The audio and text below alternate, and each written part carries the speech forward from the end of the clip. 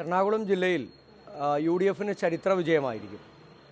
14 സീറ്റിൽ ചരിത്ര ഭൂരിപക്ഷത്തോടുകൂടി ഐക്യജനാധിപത്യ മുന്നണിയുടെ സ്ഥാനാർത്ഥിമാർ ജയിക്കും. കഴിഞ്ഞ 5 വർഷക്കാലം ജനവിരുദ്ധമായിട്ടുള്ള സർക്കാരിനെതിരായി ജനങ്ങൾ പ്രതീക്ഷ അർപ്പിച്ച ഒരു തെരഞ്ഞെടുപ്പായിരുന്നു ഈ നിയമസഭാ തെരഞ്ഞെടുപ്പ്. ഇതിനു മുമ്പ് നടന്ന തദ്ദേശ തെരഞ്ഞെടുപ്പിലും അതിനു മുമ്പ് നടന്ന പാർലമെൻറ്റ് തെരഞ്ഞെടുപ്പിലും ഈ ജില്ലയിൽ എല്ലാ നിയോജക മണ്ഡലങ്ങളിലും ഐക്യജനാധിപത്യ മുന്നണിക്ക് വ്യക്തമായ ലീഡുണ്ടായിരുന്നു.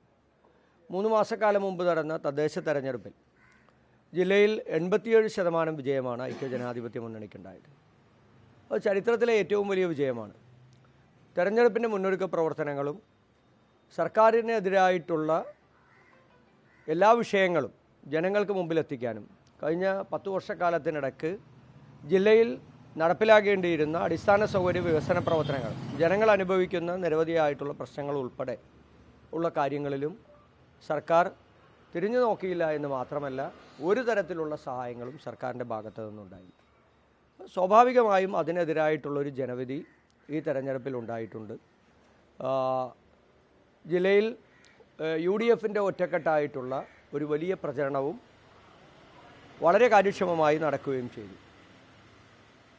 തെരഞ്ഞെടുപ്പിൻ്റെ മുന്നൊരുക്ക പ്രവർത്തനങ്ങളിലടക്കം വലിയ തോതിലുള്ള ഒരു മുന്നേറ്റം നടത്താൻ ഐക്യജനാധിപത്യ മുന്നണിക്കും പ്രത്യേകിച്ചും ഇന്ത്യൻ നാഷണൽ കോൺഗ്രസിനും കഴിഞ്ഞത് ഇതിനു മുമ്പുണ്ടായിരുന്ന തെരഞ്ഞെടുപ്പുകളിൽ അതിൻ്റെ ഒരു റിസൾട്ടും ആ തെരഞ്ഞെടുപ്പുകളിലുണ്ടായ പ്രവർത്തകരുടെയും നേതാക്കന്മാരുടെയും ഒരു കൂട്ടായ പരിശ്രമവും അത് ഞങ്ങൾ വിചാരിച്ചതുപോലെ ശുഭപ്രാപ്തിയിലെത്തി എന്നുള്ളതാണ്. അപ്പോൾ അത് ഈ നിയമസഭാ തെരഞ്ഞെടുപ്പിലും അതിനേക്കാൾ ശക്തമായി അത് തുടരുമെന്ന് തന്നെയാണ് ഞങ്ങൾ വിശ്വസിക്കുന്നത്. DCC പ്രസിഡന്റായി അടക്കം നിരവധി തെരഞ്ഞെടുപ്പ് നേതൃത്വം നൽകിയിട്ടുണ്ട്. ആദ്യമായിട്ടാണ് ജനപ്രതിയാകാൻ വേണ്ടി മത്സരിക്കുന്നത്. അത്തരം ഒരു അനുഭവം എങ്ങനെയായിരുന്നു? ടെൻഷൻ ഉണ്ടോ നാളത്തെ കാര്യത്തിൽ?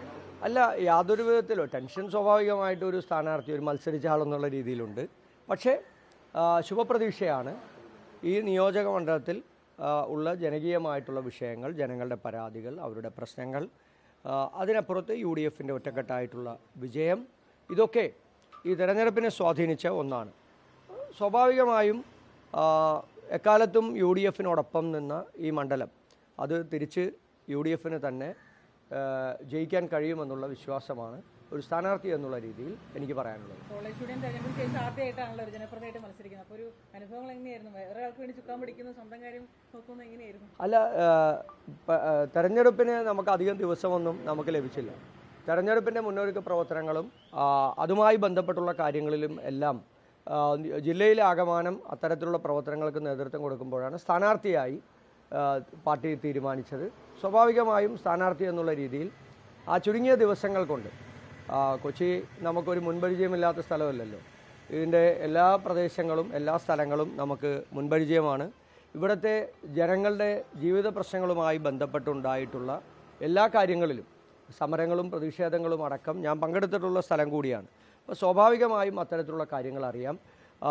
UDFൻ്റെ അല്ലെങ്കിൽ ഇന്ത്യൻ നാഷണൽ കോൺഗ്രസിൻ്റെ ശക്തമായ സ്ഥലങ്ങളും അതുപോലെ തന്നെ ദുർബലമായ സ്ഥലങ്ങളും അത്തരത്തിലുള്ള കാര്യങ്ങൾ അറിയാവുന്നതുകൊണ്ട് അതെല്ലാം ചുരുങ്ങിയ ദിവസങ്ങളിൽ ആ കാര്യങ്ങളിലെല്ലാം ശ്രദ്ധ ചെലുത്തി ഒരു വലിയ വിജയം നേടുന്നതിന് വേണ്ടിയിട്ടുള്ള കാര്യമായ പരിശ്രമം UDF ഒറ്റക്കെട്ടായിട്ട് ചെയ്തിട്ടുണ്ട്. ജനങ്ങൾ ഈ സർക്കാരിനെതിരായി ഒരു മാറ്റം, ഭരണമാറ്റം ജനങ്ങൾ ആഗ്രഹിക്കുന്നുണ്ട്. സ്വാഭാവികമായും അത്തരത്തിലുള്ള ഒരു ചിന്ത ജനങ്ങൾക്കിടയിൽ ഉണ്ട്. ഭരണമാറ്റവും അതുപോലെ തന്നെ നിയോജകമണ്ഡലത്തിൻ്റെ വികസന വിരുദ്ധതയും അടിസ്ഥാന സൗകര്യ വികസന പ്രവർത്തനങ്ങൾ, പ്രത്യേകിച്ചും കുടിവെള്ളം, ആശുപത്രികളുടെ ശോചനീയാവസ്ഥ, ഓരിവെള്ളം കയറുന്നത്, കടൽക്ഷോഭം, ടൂറിസം രംഗത്തെ പ്രശ്നങ്ങൾ, ഇത്തരത്തിലുള്ള ജനജീവിതവുമായി ബന്ധപ്പെട്ട് ഓരോ ദിവസവും ജനജീവിതവുമായി ബന്ധപ്പെട്ട് പ്രവർത്തിക്കുന്ന കാര്യങ്ങളിലടക്കം 10 വർഷക്കാലത്തെ ഈ ഭരണത്തിന് കീഴിൽ ജനപ്രതിനിധിയായിരുന്ന ഒരാൾക്ക് ആ കാര്യങ്ങളിലൊന്നും ഹ്രസ്വകാലാടിസ്ഥാനത്തിലോ ദീർഘകാലാടിസ്ഥാനത്തിലോ പദ്ധതികൾ കൊണ്ടുവരാനോ അത് നടപ്പിലാക്കാനോ ഒന്നും കഴിഞ്ഞിട്ടില്ല. സ്വാഭാവികമായും ഒരു മുരടിപ്പ് ഈ പശ്ചിമ കൊച്ചിക്കുണ്ട്.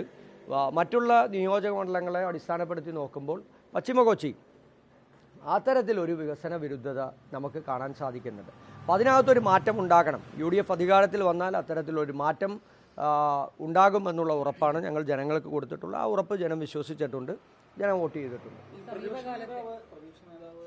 എറണാകുളം ജില്ലക്കാരനായതുകൊണ്ട് എറണാകുളം ജില്ലക്കാർക്ക് അദ്ദേഹം മുഖ്യമന്ത്രി മുഖ്യമന്ത്രിയാകണം എന്ന് ആഗ്രഹിക്കുന്നതായിട്ട് ഒരു വ്യക്തിപരമായിട്ട് അഭിപ്രായം താങ്കൾ പങ്കുവച്ചിരുന്നു. ഇപ്പോൾ എങ്ങനെയാണ് അതൊരു വിവാദമായി അത് ചർച്ചയായി. നമ്മൾ ഇതിലൊരു അത്തരത്തിലുള്ളൊരു മാർക്കറ്റ് ഫ്ലക്സ് ആണ്. നമ്മൾ അത്തരത്തിലുള്ള ഒരു ചർച്ചകളിലേക്കൊന്നും പോകണ്ട. അതിന് യു ഡി എഫിൻ്റേതായ കോൺഗ്രസിൻ്റേതായ ചില തീരുമാനങ്ങളുണ്ട്. അത് കാലങ്ങളായി തുടരുന്ന നടപടിക്രമങ്ങളുണ്ട്. ആ നടപടിക്രമങ്ങൾ അനുസരിച്ചാണ് കോൺഗ്രസിൻ്റെ മുഖ്യമന്ത്രിയെ തീരുമാനിക്കുക. അത് ഉചിതമായ സമയത്ത് ഉചിതമായ രീതിയിൽ അത് പാർട്ടി നേതൃത്വം അത് ചെയ്യും. അന്നുണ്ടായ പ്രതികരണം അപ്പോൾ അത് കൈവിട്ടു പോയെന്ന് തോന്നുന്നുണ്ടോ? ഇല്ലില്ല, അത് ഈ പറഞ്ഞതുപോലെ ഇനി അതിനെക്കുറിച്ചിട്ട് എല്ലാ നേതാക്കന്മാരും KPCC പ്രസിഡൻറ്റും ഹൈക്കമാൻഡും അത്തരത്തിലുള്ള കാര്യങ്ങളിലൊക്കെ വളരെ കൃത്യമായ നിലപാടുകൾ അവരെല്ലാം സ്വീകരിച്ചിട്ടുണ്ട്. ഈ സമീപകാലത്തെ ഒരു സ്ഥാനാർത്ഥിയുടെ മതം വലിയ രീതിയിൽ ചർച്ച ചെയ്ത് കൊച്ചിയിലാണ്. ലത്തീൻ സഭയുടെ അടക്കം പ്രതികരണം എന്താണെന്നുള്ള ചർച്ചയായിരുന്നു ആദ്യഘട്ടത്തിൽ ഉണ്ടായിരുന്നത്. അപ്പോൾ അത് വല്ല അടിയൊഴുക്കുകൾ അല്ലെങ്കിൽ എന്തെങ്കിലും മാറ്റങ്ങൾ ഉണ്ടാകും? അല്ല, അത്തരത്തിൽ കേരളത്തിലെ മാർക്സിസ്റ്റ് കമ്മ്യൂണിസ്റ്റ് പാർട്ടിക്കും ഇടതുപക്ഷത്തിനും അവരുടെ ആശയപരമായിട്ടുള്ള കാര്യങ്ങളിൽ വലിയ അപജയം ഉണ്ടായിട്ടുണ്ട് എന്ന് കഴിഞ്ഞ പാർലമെൻറ്റ് തെരഞ്ഞെടുപ്പിലും കഴിഞ്ഞ 5 വർഷക്കാലത്തെ ഈ ഭരണത്തിന് കീഴിലും നമുക്ക് മനസ്സിലാക്കാൻ സാധിച്ചിട്ടുണ്ട്. ഒന്ന്, സംഘപരിവാർ വിരുദ്ധത പറയുമ്പോഴും നമ്മുടെ മതനിരപേക്ഷതയെക്കുറിച്ച് കാര്യക്ഷമമായി സംസാരിക്കുമ്പോഴും കേരളത്തിലെ ഇടതുപക്ഷത്തിന് എവിടെയൊക്കെയോ ഈ കേന്ദ്രത്തിലെ സംഘപരിവാറുമായി ഒരു ബാന്ധവം സ്ഥാപിച്ച് അവർക്ക് കീഴിൽ മുട്ടുമടക്കേണ്ടി വന്നിട്ടുണ്ട് എന്നുള്ളതാണ് നമുക്ക് മനസ്സിലാക്കാൻ സാധിക്കുന്നത്.